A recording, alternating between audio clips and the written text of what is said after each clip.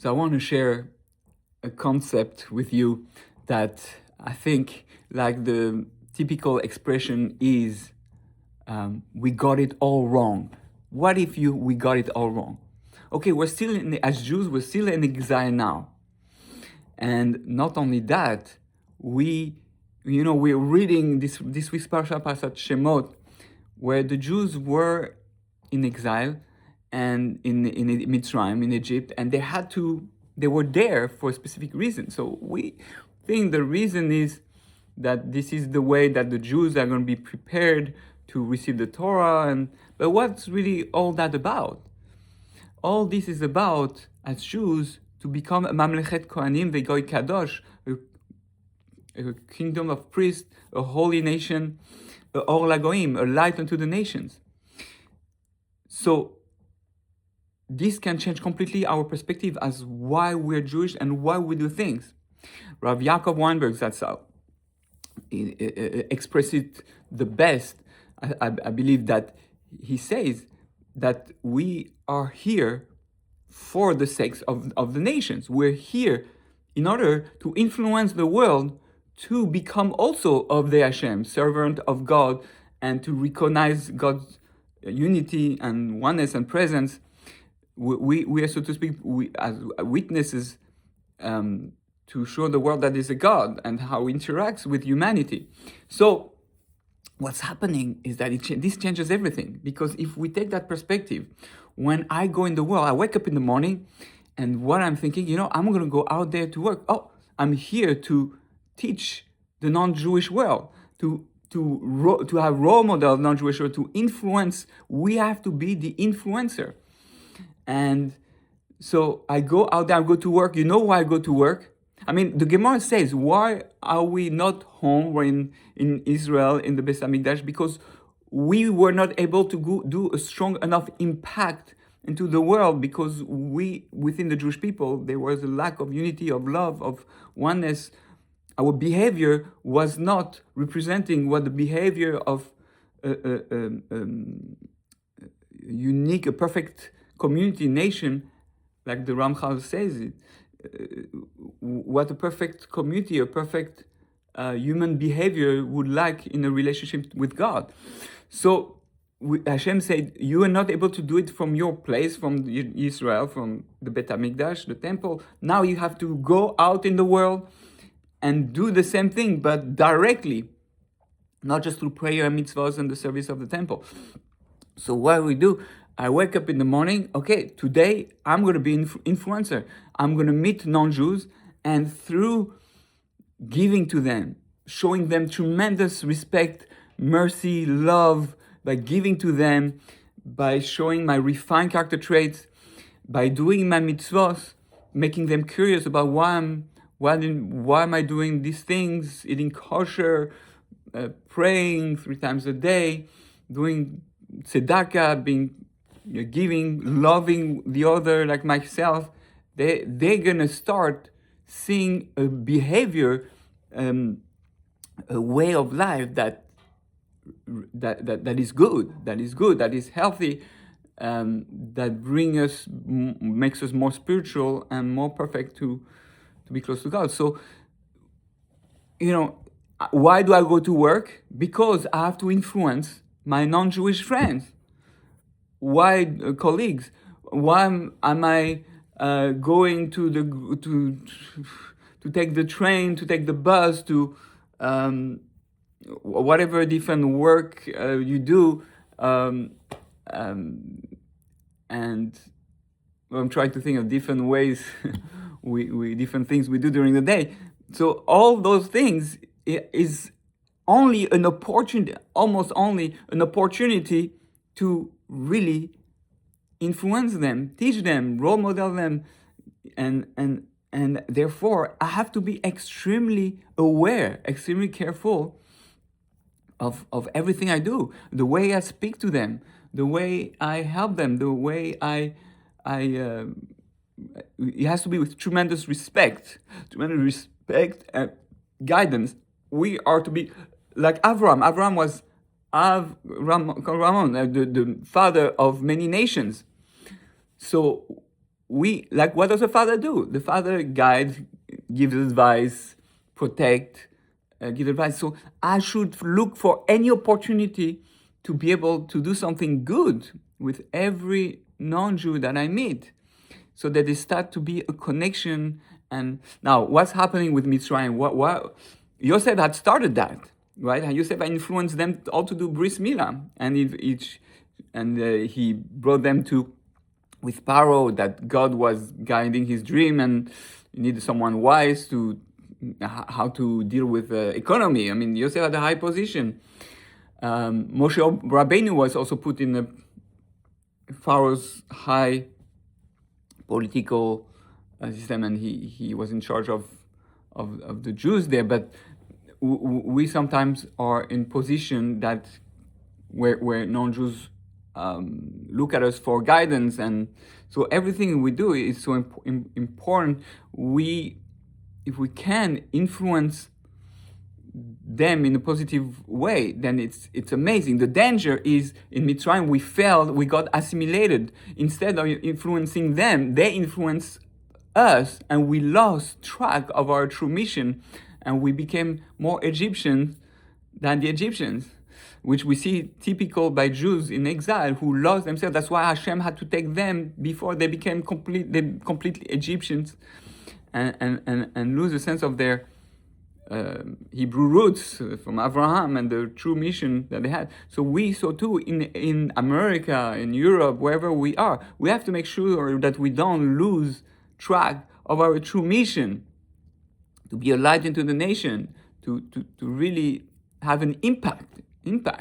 Whenever I go, I have to think, I'm here to impact the non-Jew. I'm here to impact the non-Jew. I'm not just here to be a Jew who's trying to survive in exile. No, that's not what it is.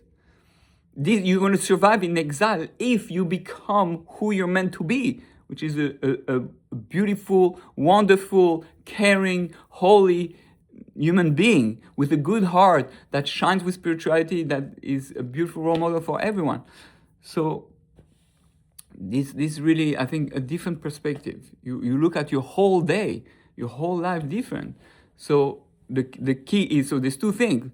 So we have to make sure we don't become influenced too much by all the things that are there, but in the same time I have to make sure not to completely separate and put myself in the shtetl and disconnect myself completely from the nation, because then I cannot do my job, right? The menorah has to be a bit like Chabad. We have to go out there to bring the light. Now, you can bring the light from inside, right? So it's two ways to do it. There's the light inside, there's the light outside, or pnimi or makif. So we need to strengthen ourselves in our home, in our community, but with the purpose to bring the light out there. So you cannot be completely disconnected. Now we understand we have generational trauma where we got scared because of everything that happened.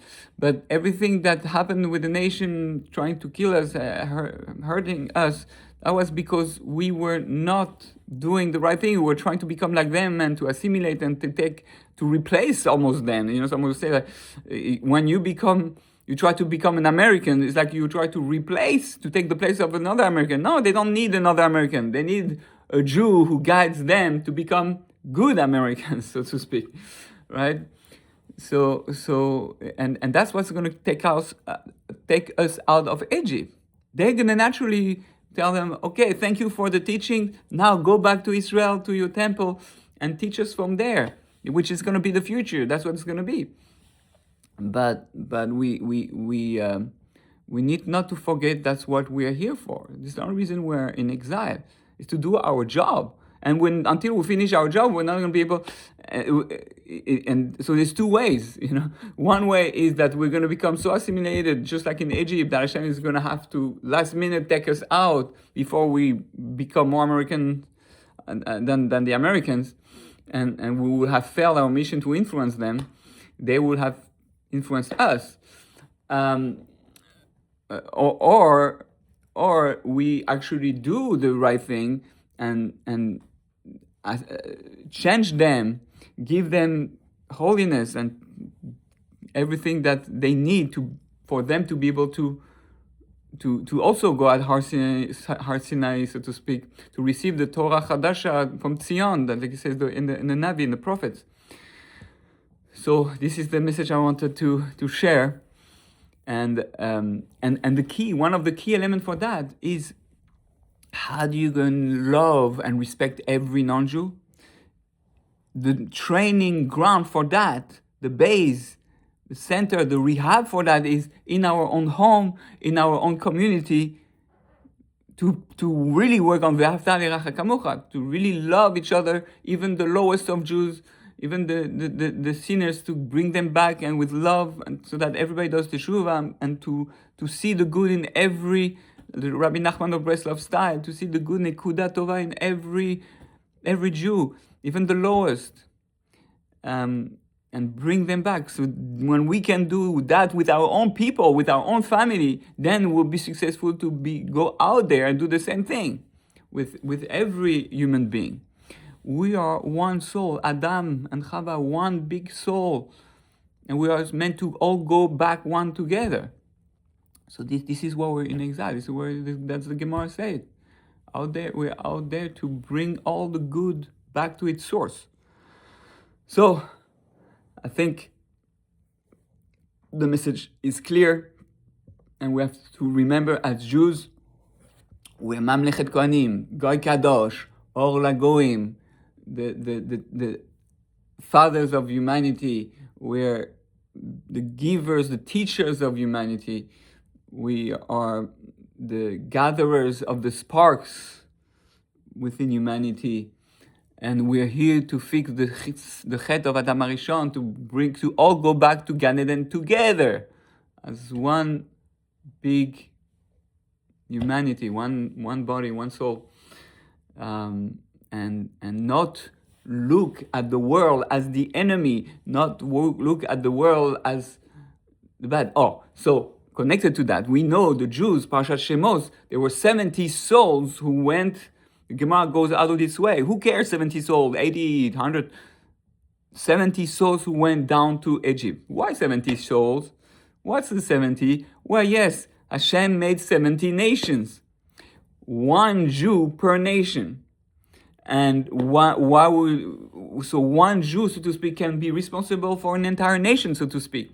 The idea, it was to go to Egypt and bring out, save the 17 nations, and then bring them all to accept the Torah, really. We are supposed to be the witness, the inspiration. We know Hashem went to all the nations, at the time they didn't accept, but that was the failure of the Jews to make them want to accept. And how many facets to the Torah are there? How many perspective, like a diamond, and light of the Torah are there? We know 70 facets of the Torah. Shivim panim la Torah. So those were, because each panim represents one nation. So we understand that it's all one big diamond, one